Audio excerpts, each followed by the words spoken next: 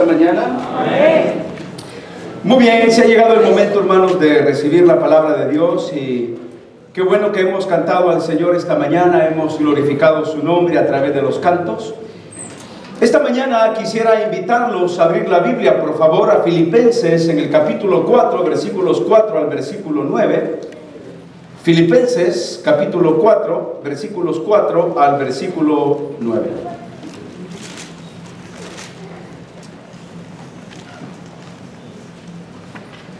Este es un pasaje muy conocido por muchos de nosotros. Es un pasaje precioso. Y esta mañana me gustaría, hermanos, predicarles sobre esos recursos que Dios lo ha puesto en nuestras manos para que los apliquemos y que nosotros podamos vivir una vida de victoria en victoria. El miércoles antepasado estuvimos enseñando en la iglesia en donde Dios nos dice: vestíos con toda la armadura de Dios. Y en ese pasaje decíamos, hermanos, que Dios no es quien va a vestirnos a cada uno de nosotros, sino que somos nosotros los que tenemos que vestirnos con esa armadura que Dios ya nos dio.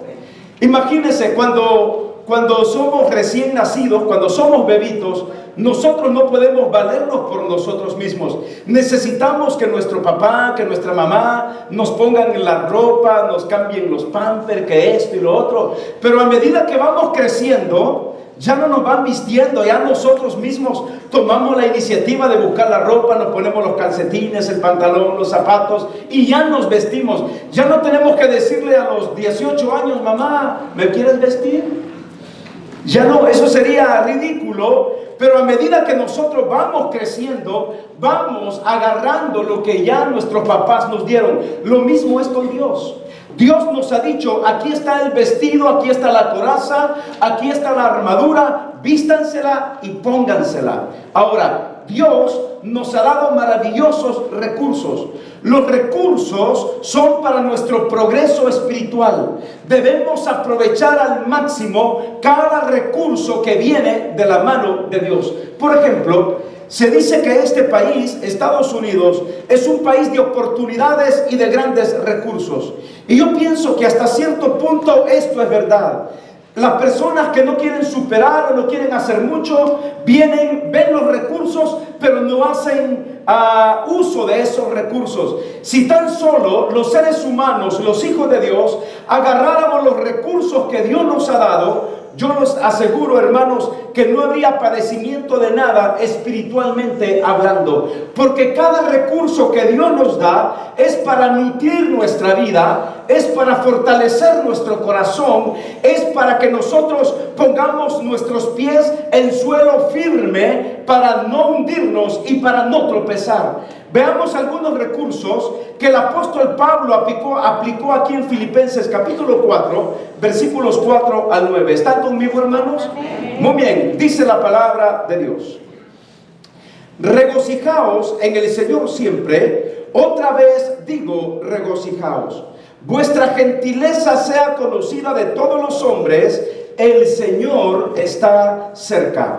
Por nada estéis afanosos, si no sean conocidas vuestras peticiones delante de Dios en toda oración y ruego. ¿Y qué más dice ahí, hermanos? Con acción de gracias. Y la paz de Dios, que sobrepasa todo entendimiento, guardará vuestros corazones y vuestros pensamientos en Cristo Jesús.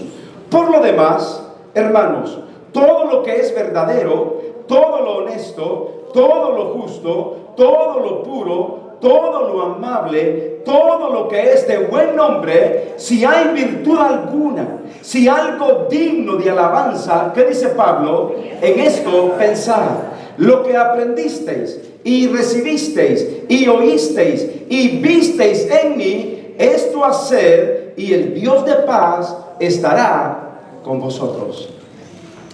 Cuando pienso en estos tres recursos maravillosos que Dios ha puesto en nuestras manos, pienso en que el apóstol Pablo, que escribió esta carta a los filipenses, él supo valorar cada recurso que venía de la mano de Dios.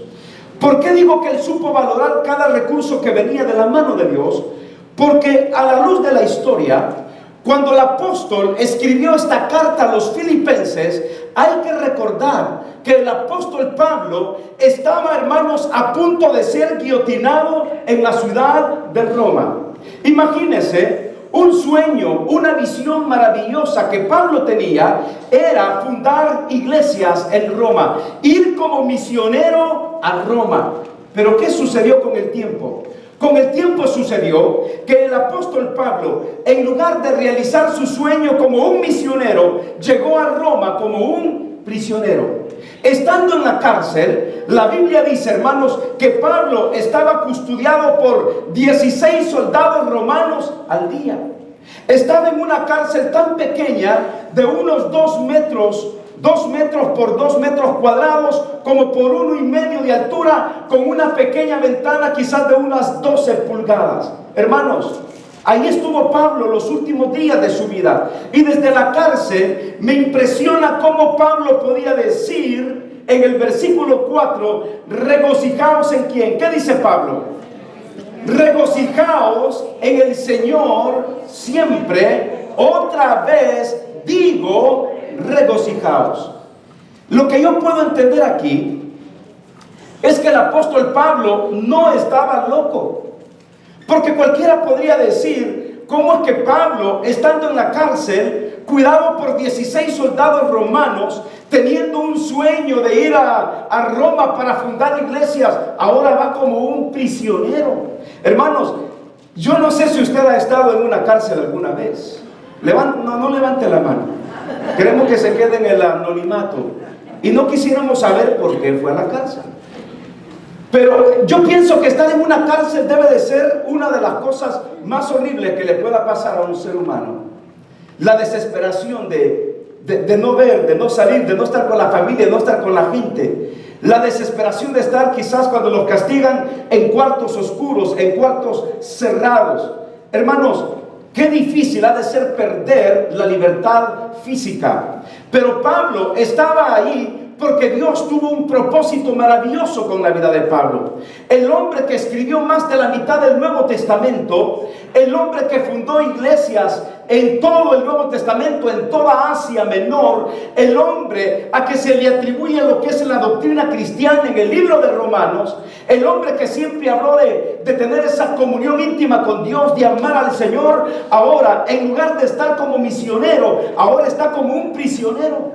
Pero Pablo nos invita a una cosa importante en esta mañana. Nos invita a que ninguna circunstancia nos tiene que robar el gozo que viene de Dios. Ninguna circunstancia. Por eso Pablo, aún en medio de la prisión, podía escribir, regocijaos en ¿quién? Note conmigo cómo dice la Biblia. ¿Cómo dice Pablo? Regocijaos, versículo 4, regocijaos en el Señor siempre. ¿Y cómo lo reafirma? Otra vez digo, regocijaos. Quizá muchos de nosotros estaríamos deprimidos en el lugar de Pablo. Estaríamos reclamando y diciendo, Señor, pero ¿por qué a mí si yo estoy todos los domingos en tu casa? Señor, pero siempre estoy diezmando y ofrendando. ¿Y por qué estoy aquí en esta cárcel? Pero Señor, he dedicado mi vida a tu servicio. Señor, yo soy un líder, soy un diácono, soy un encargado de un ministerio. Señor, yo tengo deseos de servirte afuera, pero no aquí dentro de la cárcel. Pero no fue la actitud de Pablo. La actitud de Pablo fue, que nadie les quite el gozo que Dios ha puesto en su corazón.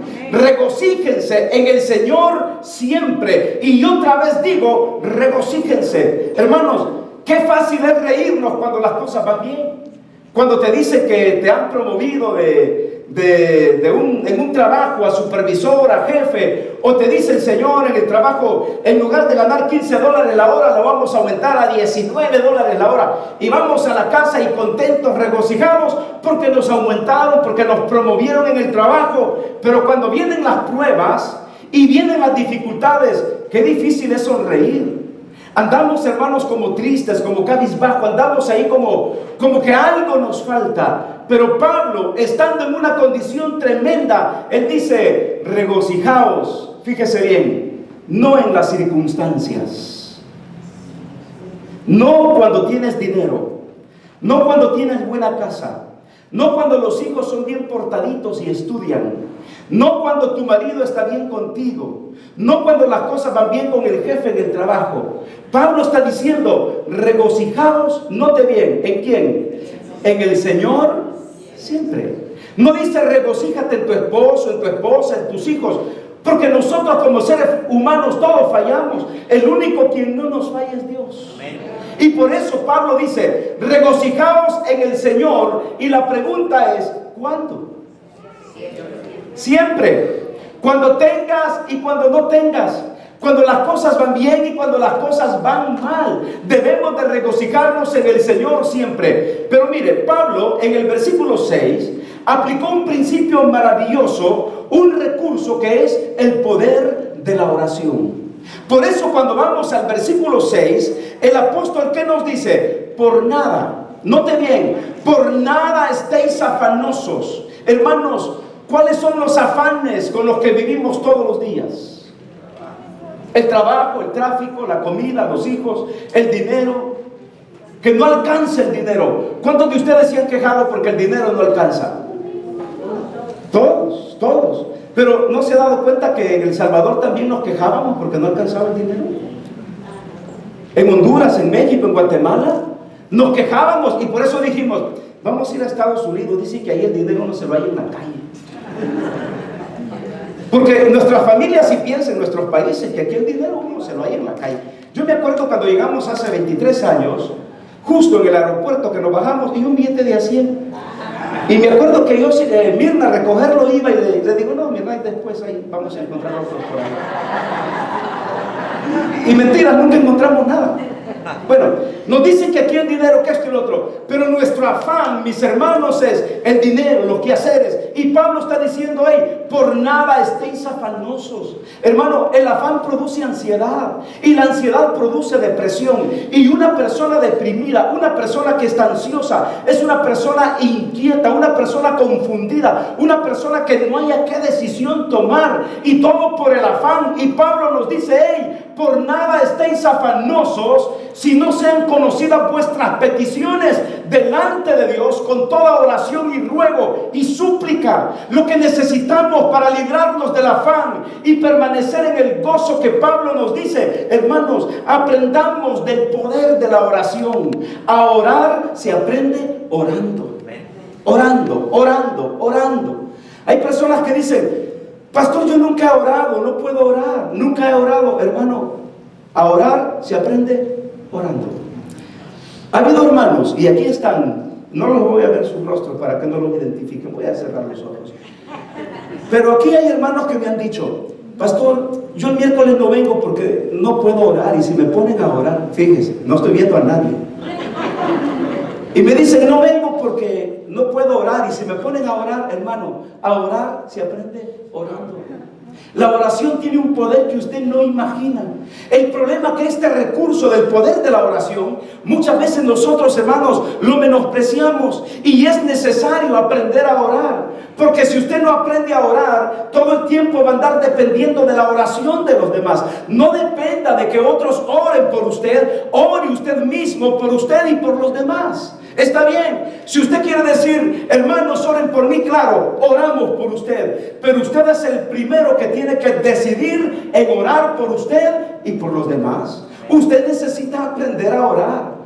Uno de los discípulos una vez llegó corriendo donde Jesús y la petición que le hizo no fue, hey Señor, enséñanos a expulsar demonios como tú lo haces. Enséñanos los principios de pedagogía para poder enseñar como tú lo enseñas. Otro no llegó y le dijo, Señor, enséñanos a elaborar las parábolas como tú lo haces. O enséñanos a sanar a los enfermos. Señor, enséñanos a predicar. Enséñanos el arte de la oratoria para poder hablar en público. No, dice que el discípulo llegó y le dijo, Maestro, Señor, enséñanos a orar. Y esa tiene que ser la petición de usted y mí, hermano. Señor, enséñame a orar. El Señor no va a rebuscar sus palabras. El Señor le va a entender con sus palabras tan simples y sencillas. Porque orar no es rezar, orar es platicar con Dios. Rezar es repetir oraciones prefabricadas, pero orar es una plática que sale entre usted y Dios de su corazón. En el libro de los Salmos, usted va a encontrar oraciones preciosas que hacía el rey David, oraciones que hacían los reyes en el Antiguo Testamento, pero eran oraciones que salían del corazón. Y Pablo nos dice en el versículo 6 que no estemos afanosos, pero que vayamos delante de Dios con toda oración y ruego. Es necesario aprender a orar, como les dije antes, hermanos. A orar se aprende a orar. ¿Sabe qué? La oración fue la prioridad de Jesucristo y la iglesia primitiva. Usted se va a dar cuenta que el Señor Jesucristo frecuentemente, dice la Biblia, que lo encontraban ¿dónde? ¿En dónde? En el monte. Jesucristo acostumbraba a irse al monte donde nada estorba. Hermano, hacía conciencia. Apartamos momentos para orar. Yo no les digo que se vayan ahí a Big Bear y como excusa de vamos a irnos a la montaña y que ya cuando bajan de la montaña hasta con un velo así como Moisés y que esto y lo... No, pero que aparte un momento para orar. El Señor Jesucristo dijo: estando tú en tu aposento, cierra la puerta, porque la oración tiene que ser algo muy privado entre Dios y yo, entre yo y Dios, o mí y Dios. ¿Cómo necesitamos aprender a orar? Jesucristo se iba a solas a orar. También la iglesia primitiva oraba, su prioridad era la oración. ¿Sabe que la oración engendra poder, hermanos? ¿Sabe por qué hay tanto cristianismo débil? Porque no oramos, hermanos. Necesitamos agarrar este recurso y decirle a Dios: aquí estoy porque yo quiero platicar contigo, quiero orar. ¿Y sabe cómo es la oración? La oración es como cuando yo platico con Mirna o con mi hija, o cuando usted platica con alguien, pero lo hace con respeto, con una actitud de reverencia, lo hace con una actitud de quietud, porque usted está en la presencia de Dios. Orar. Para orar usted no necesita leer ni escribir. Para orar lo que necesita es tener la actitud de hablar y platicar con Dios. Y la oración engendra poder. Dice la Biblia en el libro de los Hechos que cuando hubieron temblado, el lugar en donde estaba, ¿sabe qué? Dice la Biblia, tembló. Con el dinero puedes comprar templos, pero con la oración puedes hacer temblar los templos. La oración. Necesitamos orar. La oración suelta las bendiciones de Dios. ¿Se acuerda usted de por ejemplo, Jacob? ¿Qué pasó con Jacob? Dice la Biblia que estaban allí en Betel, y dice la Biblia que el ángel de Jehová estaba con él, y estaba que luchando, y luchó Jacob con el ángel, y el ángel le decía: suéltame. Y Jacob, ¿qué le decía? Yo no te soltaré hasta que tú me bendigas. Estaba persistiendo Jacob, tenía agarrado al ángel de Jehová. Y por último, hermanos, hasta que fue toda una gran bendición, porque Jacob venció y al final Dios le dio todas las bendiciones, y Dios le cambió el nombre de Jacob a Israel. Hermanos, la oración suelta las bendiciones de Dios. Por eso siempre hemos dicho: poca oración, ¿qué? Mucha oración, pero nada de oración. Hermano, ¿cómo queremos que Dios nos bendiga si no aprendemos a orar y si no estamos dispuestos a orar? En la semana de oración, hermanos, ¿cuántos van a venir? Me da pena preguntar, porque me da pena quedarme en vergüenza de ver todos peloncitos. Y yo digo: ya conmigo vamos a hacer 3. Pero digo yo: no importa, voy a preguntar. Hermanos, vamos a tener semana de oración en agosto. ¿Cuándo van a venir, hermanos, a la semana de oración en agosto? Gracias, hermana. Ya ve que no solo peloncitos levantan la mano. Gracias, hermana. Ya ve, ya somos 3, 4. Gracias. En agosto, ahí les avisamos. Gracias, hermana. Ya vi su mano. Que Dios le bendiga. Dios lo bendiga a usted. Allá a ustedes 10 también. Gracias, hermanos. A ustedes 25. Ya los vi también. Que Dios los bendiga. Qué bueno, hermanos. Gracias, hermano. Eso me anima, ya somos 30. ¿Sabe por qué digo Dios le bendiga? Ya vi su mano. ¿Se acuerda de aquel evangelista que iba por el lago?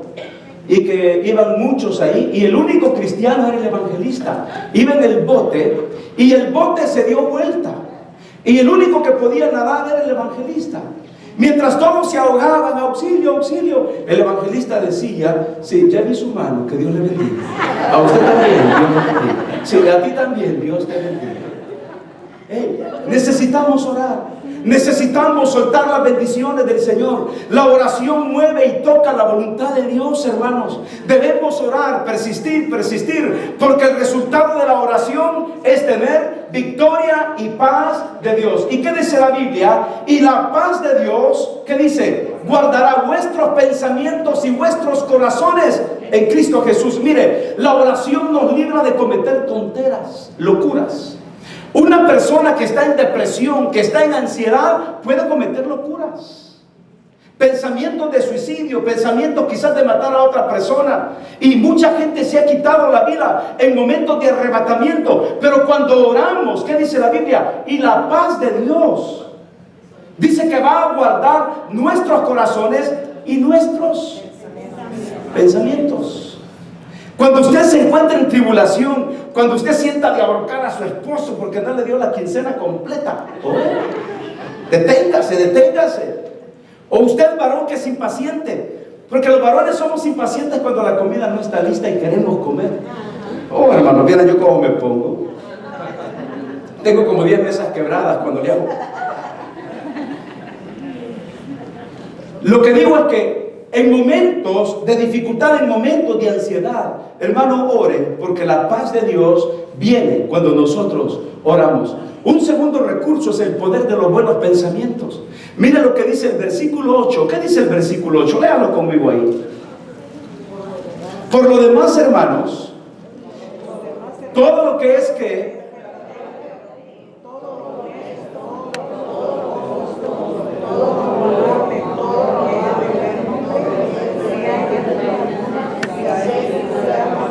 Si algo digno de alabanza, ¿qué dice Pablo? En esto pensar. Dice, por lo demás, hermanos, todo lo que es verdadero, todo lo honesto, todo lo justo, todo lo puro, todo lo amable, todo lo que es de buen nombre, si hay virtud alguna, si hay algo digno de alabanza, en esto pensar. Primero Pablo nos dice, apropiense del recurso de la oración. Ahora nos dice, apropiense del poder de los buenos pensamientos. Hermanos, ¿sabe qué desea Dios? Dios desea que tengamos buenos pensamientos. ¿Han pensado mal esta semana? ¿Sí o no? Yo creo que sí. Creo, hermanos, que muchas veces estamos pensando mal, pero no solo basta orar, es necesario aprender a pensar. ¿Sabe por qué a los muchachos no les gusta la matemática? Porque la matemática es una materia de pensar, de lógica, de estar pensando. Y no nos gusta pensar, hermanos. Mire, con el hermano Byron estuvimos armando unas cosas la vez pasada. ¿Usted cree que vemos el diagrama? No, hermanos. Como Byron se la sabe de todas, y yo también, ¿me entienden? Hacemos a un lado los diagramas y pusimos las cosas al revés.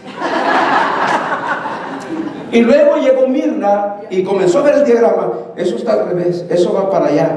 Tuvimos que desarmar todo otra vez. Porque no nos gusta pensar, no nos gusta ver cómo van las cosas. Hermanos, aquí todo viene con manuales. Usted pide los paquetes y todo viene. Y hacemos todo al revés. Primero armamos y después que nos sobran 10 tornillos. Estábamos armando una vez una tape con este hermano.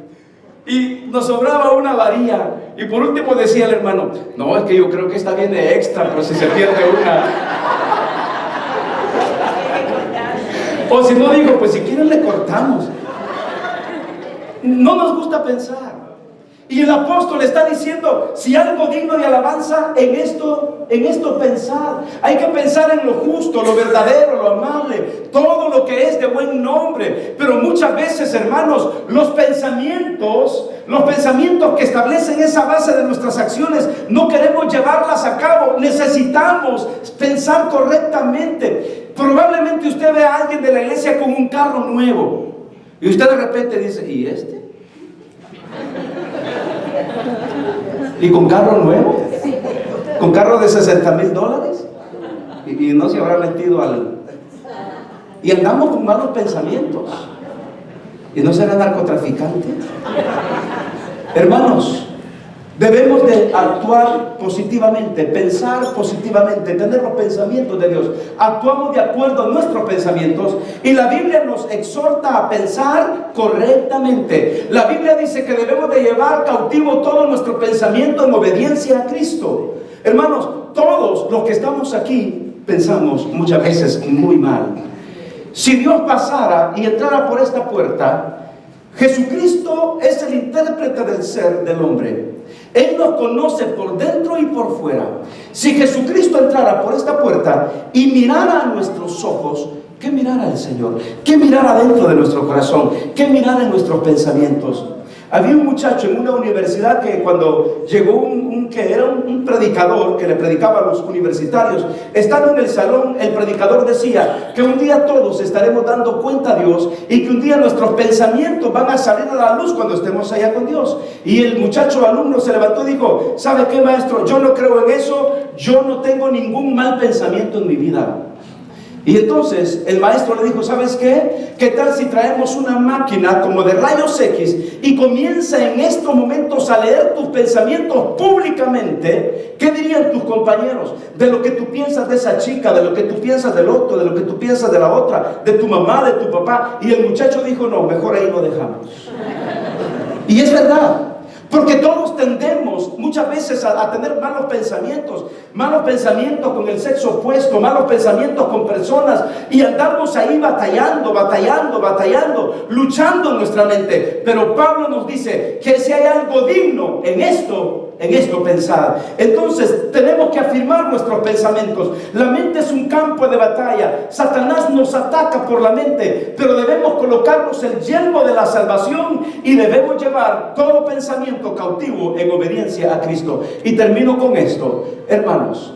Necesitamos aprender a orar, necesitamos aprender a pensar, pero también necesitamos aprender a actuar. Por eso Pablo, que dice en el versículo 9: lo que aprendisteis y visteis y oísteis y visteis en mí. ¿Cuántos verbos de acción encuentra usted en el versículo 9? Léalo ahí conmigo.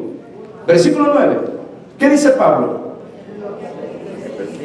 Lo que aprendisteis, oísteis y visteis en mí, esto hacer. ¿Cuántos verbos de acción usted encuentra ahí? 5 verbos de acción. Y Pablo está diciendo: lo que aprendisteis y visteis y oísteis y visteis y revestisteis y disteis y no disteis en mí, esto hacer. Hermanos, ¿cómo necesitamos aprender de Pablo? De nada sirve orar, de nada sirve pensar si no actuamos. Debemos, hermanos, actuar. No solo basta orar y pensar, es necesario aprender a actuar. Cambiar y actuar, cambiar y actuar. La acción es necesaria, la acción es el resultado de la oración y los buenos pensamientos. Mira, hermano, actuamos en base a lo que pensamos, por eso debemos pensar correctamente. Y debemos actuar correctamente. Si usted mira una cartera mal puesta por ahí, si sus pensamientos son: oh, ahí está la bendición de Dios, es lo que andaba buscando. Dios, cómo me bendice. Miren, se dice que un cristiano se fue a predicar al África. Y cuando este cristiano fue a predicar al África, lo primero con quien se encontró fue con un león tremendo, grande león. Entonces, el cristiano vio al león y el león se arrodilló ante el cristiano. ¿Y sabe qué? El misionero dijo, se hincó también frente al león y dijo: gracias, Señor, porque este es mi primer convertido. Este león lo has convertido. Y cuando él estaba diciendo eso hincado, el león estaba diciendo: gracias, Dios, por los alimentos que me has dado.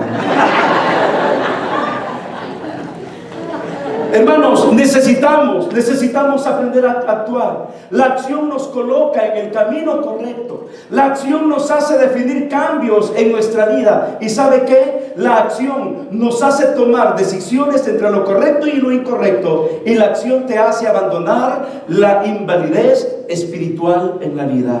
Necesitamos actuar. Necesitamos decirle a Dios que nos ayude, que nos bendiga. Pero estos 3 recursos son maravillosos. Aprendamos a orar, a pensar y a actuar. Cierre sus ojos y oremos al Señor. Gracias, Padre, por todas tus bendiciones. Gracias por todo tu amor y gracias porque hasta aquí nos has ayudado y nos has bendecido. Te suplico, Padre, que este mensaje haya sido de gran bendición para cada uno de mis hermanos. Ayúdanos y bendícenos. Bendice nuestros diezmos y ofrendas, porque te lo pido, Padre, en el nombre de Jesucristo tu Hijo. Amén y amén. Muy bien, hoy tenemos la